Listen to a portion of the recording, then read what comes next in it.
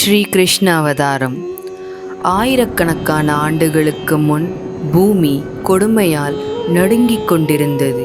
ஒருமுறை தேவர்கள் அசுரரை வீழ்த்தினாலும் அவர்கள் மீண்டும் பூமியில் பிறந்து கொடிய அசுரர்களாய் ஆட்சி செய்தார்கள். உலகம் பயமும் துன்பமும் நிறைந்திருந்தது. இந்த துன்பத்தை தாங்க முடியாமல் பூமி தேவதை தேவர்களை நாடினார். எல்லோரும் சென்று விஷ்ணு பகவானை சந்தித்தார்கள்.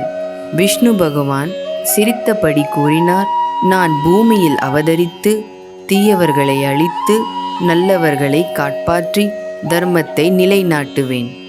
பின்னால் மதுராவின் சிறையில் ஒரு புயலான இரவில் தேவகைக்கும் வசுதேவருக்கும் ஒரு தெய்வீக குழந்தை அவதரித்தது. அவர்தான் ஸ்ரீகிருஷ்ணர். உலகத்தை காப்பாற்ற வந்த தெய்வீக இரட்சகர் அவர்தான் ஸ்ரீகிருஷ்ணர்.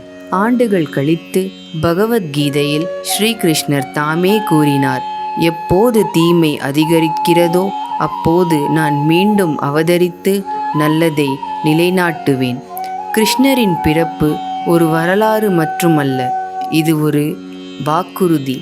இருள் எவ்வளவு அதிகம் இருந்தாலும் ஒளி எப்போதும் பிறக்கும்.